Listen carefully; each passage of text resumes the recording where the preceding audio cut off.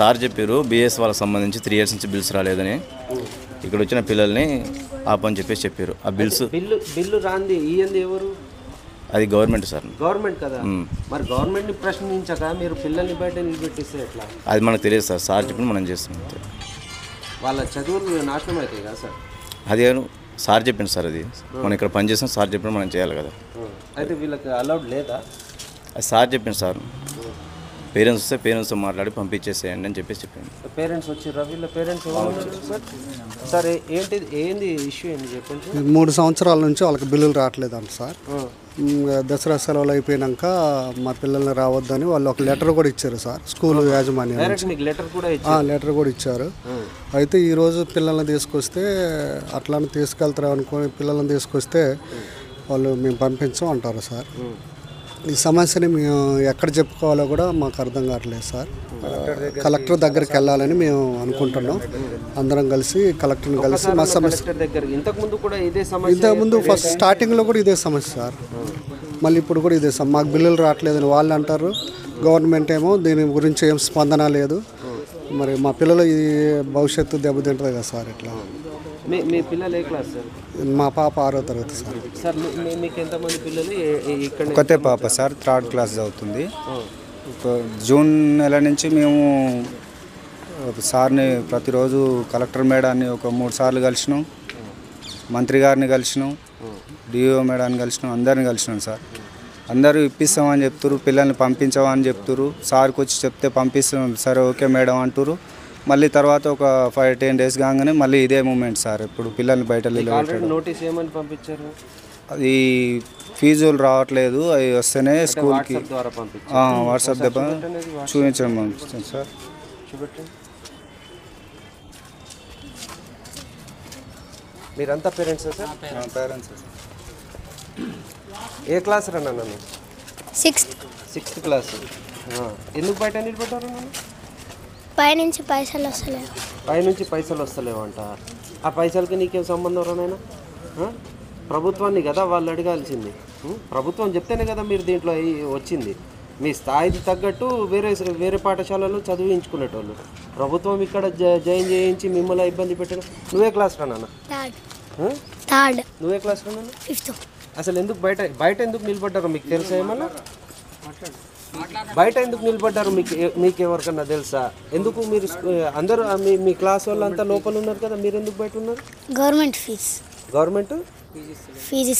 Government మీకోసం fee ఇస్తలేదని మిమ్మల్ని బయట నిలబెట్టించారా? ఏ క్లాస్ రా? 6th. ఎందుకు బయట నిలబడ్డావు నీకు తెలుసా? తెలీదారా నాన్న? చిన్న పిల్లలు వాళ్ళ తోటి విద్యార్థులు స్కూల్ లోపల టైంకి స్కూల్ విద్యను అభ్యసిస్తూ ఉంటే వీళ్ళేమో బయట నిలబడ్డారు పిల్లలు. వాళ్ళకు కూడా తెలియదు ఎందుకు నిలబడ్డారు. కొంతమంది పిల్లలు వెళ్ళిపోయారు సార్. కొంతమంది పిల్లల్ని పంపించేసి వాళ్ళ పేరెంట్స్కి చెప్తే వెళ్ళిపోయారు. చాలా మంది ఉంటారు పిల్లలు, ఒక 200 మంది అనుకున్నట్టు, 200 మంది అనుకుంటారు. రాగానే చెప్తుంటే వెళ్ళిపోతారు అన్నమాట, తీసుకొని వెళ్ళిపోతారు. అదే కలెక్టర్ని కలిస్తే కూడా సార్ని కలిసి రా, మరి ఏదైనా సార్ కూడా బయటకు వచ్చారు. గవర్నమెంట్తో బట్టి విక్రమార్కతో మాట్లాడాలి. బట్టి విక్రమార్కతో వెళ్ళాలంటే ఇప్పుడు ఆయన ఉపరాష్ట్ర ఉప ముఖ్యమంత్రి కదా sir.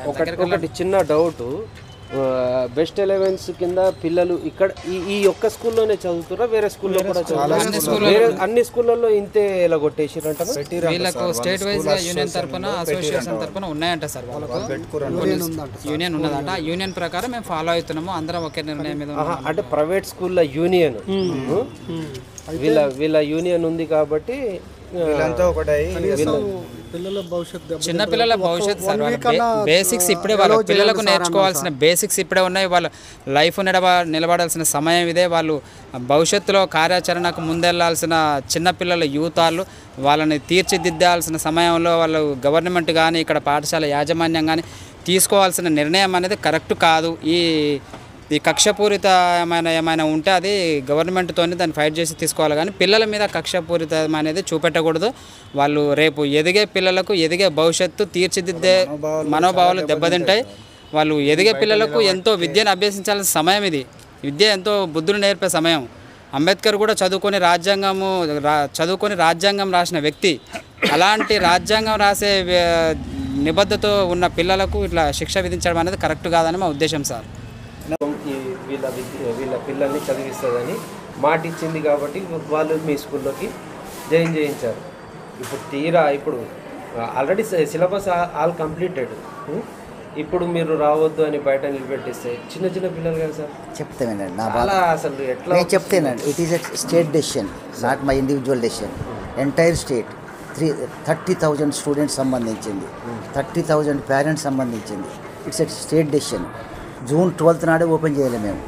We rejected not to open the school for this BA scheme students. అప్పుడు లక్ష్మణ్ గారు అప్పుడే కొత్తగా మినిస్టర్ అయ్యిండు, ఎస్సీ కార్పొరేషన్. ఆయన పిలిచి మాకేం చెప్పిందంటే, వద్దు నేను ఛార్జ్ తీసుకుంటున్నా, త్వరలో మాకు వచ్చేస్తుంది, నేను కన్విన్స్ చేస్తా అన్నాడు. అట్లూరి లక్ష్మణ్ గారి మీరు ఓపెన్ చేసినాం. ఓపెన్ చేసిన తర్వాత ఈ మళ్ళా ఆయన తీసుకున్నాక నాకు ఇప్పుడిప్పుడే వచ్చింది, నేను మాట్లాడతానని బట్టి దగ్గర తీసుకుపోయాడు. బట్టి దగ్గర తీసుకుపోయాక చూద్దామని అట్లనే చేసేస్తుండు. 3-4 డేట్లు ఇచ్చిండు. ఆ డేట్లలో కూడా కాలే. ఇక మేము పుస్తకాలు ఇవన్నీ ఇక తప్పలే మాకు. ఇప్పుడు 3 ఏళ్ల నుంచి ఏం చేస్తున్నామంటే అప్పులే తీసుకొచ్చిస్తున్నాం. ఇప్పుడు డిగ్రీ కాలేజ్ వాళ్ళు అయితే ఏంటంటే ఓన్లీ ట్యూషన్ ఫీజు. మాదేంటిది books, notebooks, dress, food, accommodation. ప్రభుత్వ నియమ నిబంధనల ప్రకారం ఏదైతే మీరు కమిట్మెంట్ ఇచ్చారో ఆ కమిట్మెంట్ అవన్నీ ఏమవుతున్నాయంటే పిల్లలకు ప్రొవైడ్ చేసుకుంటూ మీరు 3 ఏళ్ళు, నాట్ 1 year, 3 years నుంచి. దీంతో 3 years, 3rd year, ఇది 4th year. 3 years నుంచి పెండింగ్ ఉన్నాయి. అది ఎంత ఉంది, మాకు శక్తికి మించి అయిపోయినాయి. అంటే మీకు కమిట్మెంట్ ఇచ్చిన ప్రభుత్వం మీకు ఇంతవరకు కమిట్మెంట్ ఏమి ఇచ్చిందంటే, ప్రభుత్వం వితిన్ జాయిన్ అయిన 15 days లోపల 1/3 పేమెంట్ చేయాలి ఎవ్రీ ఇయర్. జాయిన్ అయిన 15 days లోపల 1/3 ఇవ్వాలి. 15 days పోయింది, ఇప్పుడు 4వ ఏడు అండి. అది రిప్రజెంటేషన్ ఇచ్చినాం. ఓకే, ఇప్పుడు బెస్ట్ 11 స్కీమ్ కింద మీ స్కూల్లో ఎంతమంది పిల్లలు ఉన్నారు? నా దగ్గర 160 ఉన్నారు. 160 మెంబర్స్కి నాట్ అలౌడ్. Not allowed. తర్వాత భవిష్యత్తు ఏం చేద్దామని చెప్పండి. ఇప్పుడు మీరు చూడండి, కిరాయి తీసుకున్న బిల్డింగ్ వాడు ఎలా కొడితే తాళం వేస్తామంటున్నాడు. సార్ వాస్తవమే సార్, కరెక్టే సార్. వినండి. ఇప్పుడు ఎవరైనా మోసేంత బరువు మోస్తారు సార్. మాకు బరువు మోసే శక్తి లేదు, అయిపోయింది, క్లోజ్. మేము మొయ్యలేము. ప్రభుత్వమే మోస్తలేదు, మా చేతనేమైతే సార్ గిత్త పానం మాది. సార్ ప్రభుత్వం తోటి మీరు కదా కమిట్ మేము కాలే కమిటీ. ప్రభుత్వం మాకు ఏమిటి కమిట్మెంట్ ఇచ్చింది అంటే వెరీ క్లియర్. GOM నెంబర్ కూడా చూపిస్తాను నేను.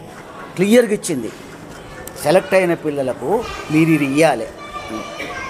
లిస్ట్ ఇచ్చి మేము లిస్టు రాగానే ఫస్ట్ వీక్లోనే, ఫస్ట్ మంత్లోనే మేము 30% రిలీజ్ చేస్తామని ఇచ్చింది. 3 years క్రితం ఇచ్చినది 30%. 1 month పోయింది, 2 year మొత్తం ఇవ్వలే. మేము ఆపినామా? పెట్టినాం కదా. ఎక్కడి నుంచి వస్తాయో డబ్బులు? మా శక్తి ఉంది, పెట్టినాం. 2వ సంవత్సరం సరే వస్తాయిలే అని మళ్ళీ పెట్టినాం. మా శక్తి అయిపోయింది. లాస్ట్ ఇయర్ మేము అన్ని అప్పులు తెచ్చినాం. We're paying more than 1 lakh rupees per month interest. నువ్వేం చేస్తావు సార్? నాకు ఒక డౌట్ సార్, చెప్పండి. 3 years నుంచి మీకు పెండింగ్ అవుతుంది, ఇది 4th year రన్నింగ్. 3 years మాకు నమ్మకం లేదు. ఇప్పుడు 4th year మీరు పిల్లల్ని జాయిన్ చేయించుకోమంటున్నారు. మా వల్ల కాదు అని అప్పుడే చేతులు ఎత్తేస్తే పిల్లలు మీ స్కూల్లో అడ్మిట్ కాకపోయేది. వాళ్ళ తాహత్తు తగ్గట్టు వాళ్ళ స్కూళ్ళలో join. It's good statement, I appreciate you. కానీ మేము 12th నాడే జెండా ఎత్తేసినాం. June 12th ఉంటుంది కదా, మేము తీసుకోము అంటే మమ్మల్ని పిలిపించారు హైదరాబాదు. మినిస్టర్ పిలిపించినాక పోవాలి కదా. మినిస్టర్ మాట ఇచ్చినప్పుడు వినాలి కదా. విన్నాం. తర్వాత మళ్ళొక వాయిదా పెట్టిండి, విన్నాం. మళ్ళొక వాయిదా పెట్టిండి, విన్నాం. ఇప్పుడు మా శక్తి లేదు సార్. మినిస్టర్లకు మీరేం చెప్పలేకుండా మేము పిల్లల పైన మేము అది చేస్తామంటే వాళ్ళ భవిష్యత్తు సార్. మీరు మంత్రులకు ప్రశ్నించాలి, ప్రభుత్వాన్ని ప్రశ్నించాలి. ఇప్పుడు ఏంటంటే మీరు ఉపాధ్యాయులు సార్, వాళ్ళకు మంచి ఫ్యూచర్ ఇచ్చేటోళ్ళు మీరు, ఇప్పుడు మీరే రోడ్డు మీద నెట్టేస్తే మేము రోడ్డున పడ్డాం ఆల్రెడీ పైసా. సార్ మీరు పడ్డారు అంటారు కానీ ఎంతో మంది భవిష్యత్తు ఉంది ఎలాంటి సార్ మమ్మల్ని కుదబెట్టా, డబ్బులు నన్ను కుదబెట్టవా, నన్ను కుదబెట్టి డబ్బులు తెచ్చు నడిపిస్తా, నన్ను కుదబెట్టుకో. డబ్బులు మంత్రులకు అడగాలి కదా సార్, మీరు మంత్రుల కాడి అడగాలి సార్. బట్టి ఈజ్ నాట్ గివింగ్ ఇంటర్వ్యూ, కనీసం ఇంటర్వ్యూ కూడా ఇస్తారే. బై బిఏఎస్ అంటే పక్కన పెడుతుండ్రు, కలెక్టర్ దగ్గర బిఏఎస్ అంటే తీసవదల పడిస్తుండ్రు. బట్టి మినిస్టరు సీఎం దగ్గర పోయినామండి, సీఎం గారు ఏమన్నారు, బట్టి గారు మీ క్యాస్టే కదా, లక్ష్మణ్ మీ క్యాస్టే కదా, మీరు ఎందుకు సెట్ చేసుకోరు, నా దగ్గరికి ఎందుకు వస్తున్నారు? మరి క్యాస్ట్ మీదనే వచ్చింది స్కాలర్షిప్ మీద వచ్చిండ్రు కానీ ఇప్పుడు తీరా ఈ ఫీజుల టైంకి ఇది చేసుకుంటా కూర్చుంటే ఎంతవరకు కరెక్ట్ సార్? వాళ్ళ భవిష్యత్ ఏం కావాలి? నేను ఒప్పుకుంటా సార్.